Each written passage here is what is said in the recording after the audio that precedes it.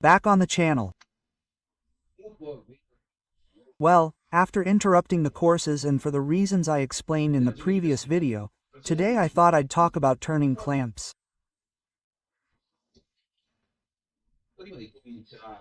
Well, before starting this video, I'd like to remind you that you can always support the channel with a big thank you, with a subscription to support my channel or by shopping on Amazon using the first link you'll find in the description. Of course, you can always buy me a coffee, again using the link you'll find in the description.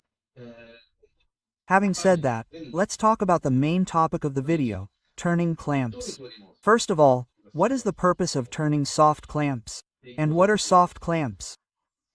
Because for many it may seem like something fairly obvious and trivial, but if so, you probably don't need to follow my videos because you're already experienced in turning.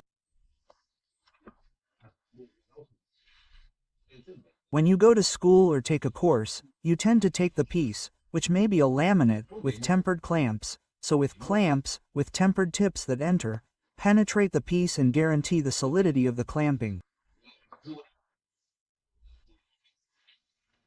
This is fine when the piece is raw. However, when I turn a piece from one side and turn it, I can no longer use hardened clamps because I would score the piece, ruin it, and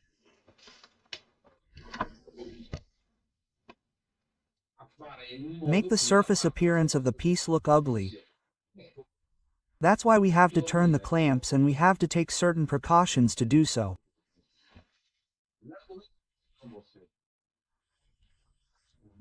The topic of turning clamps is a very broad one and is perhaps the most important topic that a turner must learn.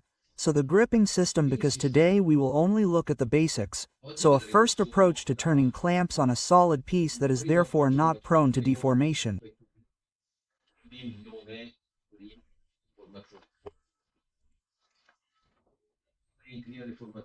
Before I forget, well, after that it is not prone to deformation because it is different to clamp turning the clamps to clamp a solid rather than a tube or a ring that is perhaps very thin that deforms, and this is where the turner's ability comes out a bit.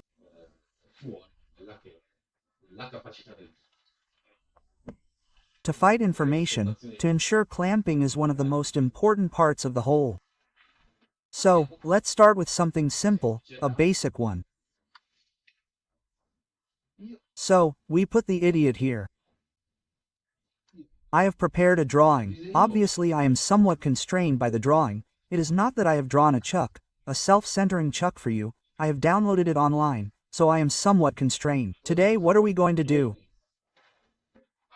Let's turn then. We will talk about turning an 80 diameter piece and about the clamps to hold an 80 diameter piece, and we will see a few things.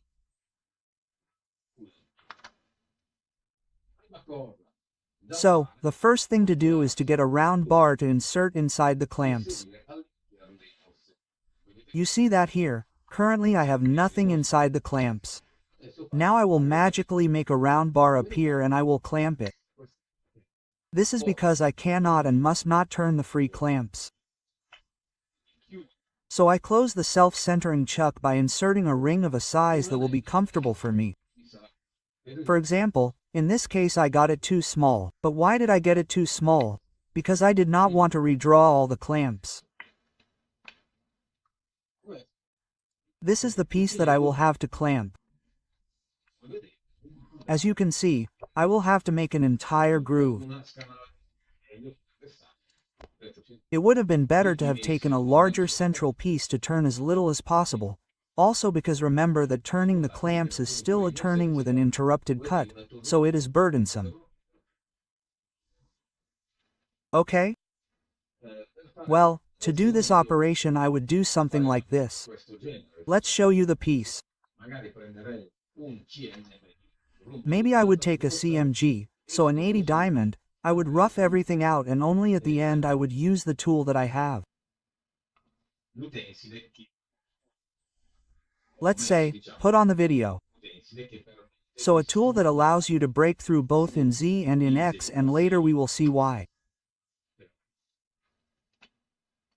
So let's make the piece disappear. What are we going to do now? We are going to take our tool. Here's a sectional view. Post tool. Now here I do some things that we may not be interested in.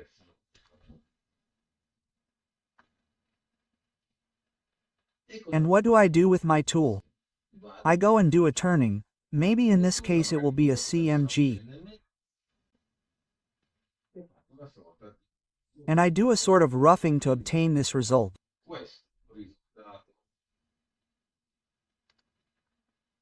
Let's remove the section. Let's take this, which is the path that I will have made in turning.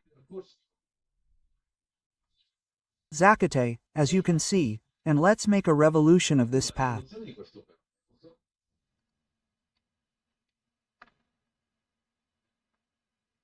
With respect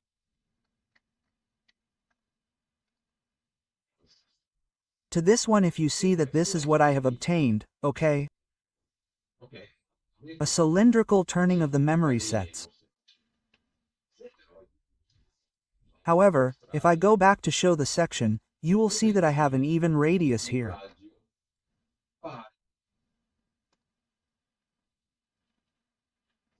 Excuse me. I'll go back. I removed, I also eliminated the tool. Let's move it right away.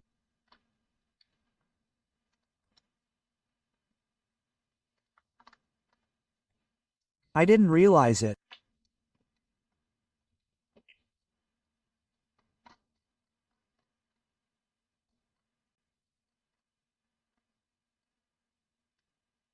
Let's move it from here.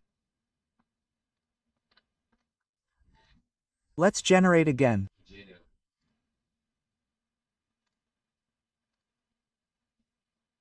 Okay. Let's go back to the section vessel. You see that here there is a radius. This radius is basically the tip of my tool. What happens? What happens is that my 80 diameter piece, as you will see, will cause interference if it has a sharp edge or if it has a chamfer, for example, of 2 deg or less than 1 millimeter. Basically because this one here has a radius of 0.8. So this piece. Let's remove the analysis, we'll never go into contact.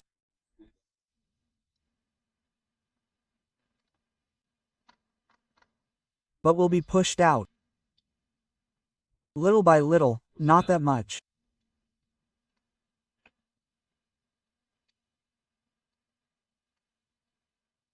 Let's do A07.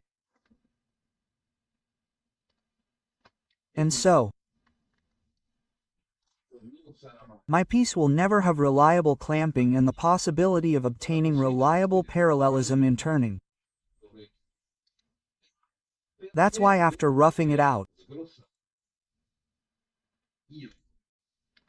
I'm going to do a turning according to this other sketch.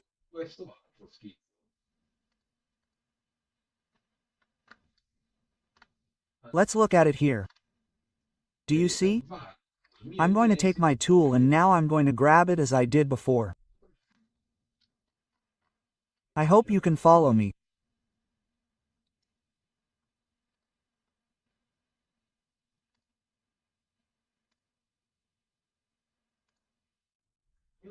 I'm going to finish this area with my tool. So I finish the diameter. I go up, I go down in X, I go down in Z, I go back and do the last 10.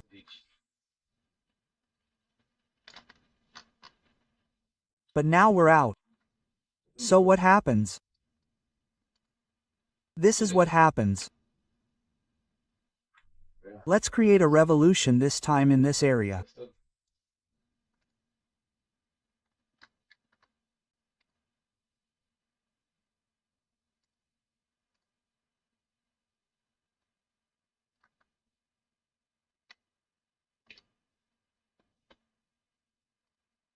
Why doesn't it do it? So, why do I have this? So I have to take revolution. Acquire position.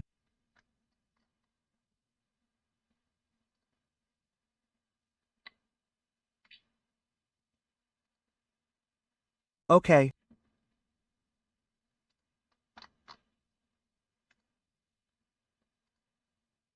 Here it is. Here my clamps will have this shape. So if I now go and take my 80 diameter piece and move it,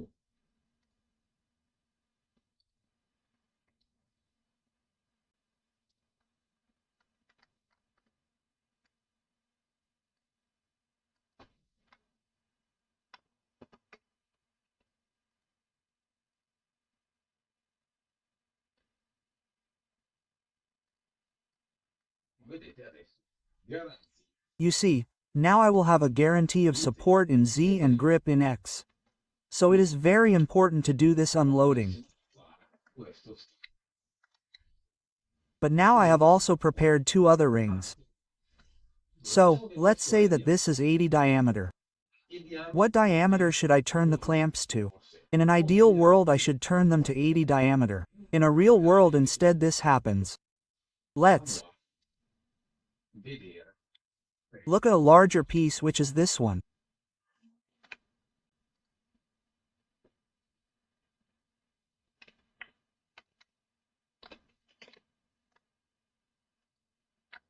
I turned it to 80 diameter. Let's place a larger diameter piece on it, or rather a smaller diameter piece before, to show you what it is. This is 75 diameter.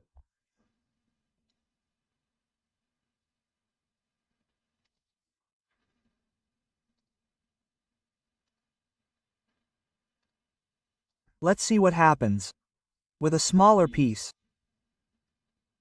So, I don't know if you can appreciate it. If I had a turning diameter greater than the gripping diameter, I would only grip in the center, that is, my clamp would only touch in the center, so this piece would touch on 3 points and the clamping is not guaranteed.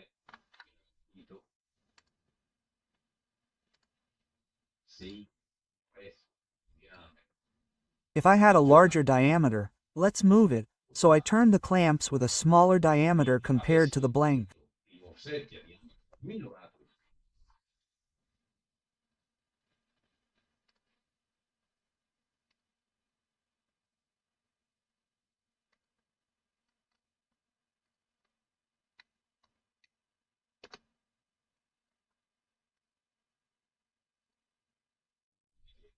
As you can see, I would touch the two ends and not the center. This is exaggerated. Okay, so I would have 6 contact points. Guaranteed locking. That's why. The advice is to always turn the clamps below the quota. That is, if you have to take a piece with a diameter of 80, you will turn the clamps to 79.95. 7990, 7997. It is better to just slightly undersize to guarantee 6 contact points and not 3, since the precise quota is not possible, also because all the pieces will have a tolerance. You either stay at the minimum tolerance or under. The ideal tool in this case, provided that you have a diameter that allows you to do it, is a 3-point micrometer. With an 80 we can do it, up to a 150 we can get there. After that you will have to either trust your 0 or trust your 0, so you will have to make a very, very reliable piece 0. Then this is especially important in the case of rings or pieces that are prone to deformation. I recommend, especially for those who work with manipulators or robots, to make a chamfer, obviously when possible, when we have a fairly large thickness of clamps. Obviously if you are taking a 3 mm ring it is obvious that you can forget about the chamfer. It will also be very difficult to go and make a breakthrough. Sometimes you only break through in Z, sometimes you only break through in X. Let's say that this is a very convenient situation. Here's why, because I invented it. Later, as you work you will have different situations and you will have to find different solutions. Then maybe we will also see the possibility of making them at a later time, where if you do a process like this, then you take a ring, cut it in flexible tracer or rather you buy wraparound clamps. Why is that? Still on the subject of deformations, so a clamping process like this works well on a solid piece that won't deform even if you press it against 40 bars of atmosphere. On a ring, this discussion needs to be reviewed a little, but you have to start somewhere. We'll start here. I hope this video was useful, especially for those who are new to clamping. Remember that the most important thing is this. If you leave any burrs, maybe you can remove them with a file. I'm wondering if I can think of anything else. I'd say no. So that's it for a first approach to soft clamping. I hope this video was useful to someone, obviously to those who are learning, not to those who have been turning for 20 years. And thank you for being with me. Bye and see you next time.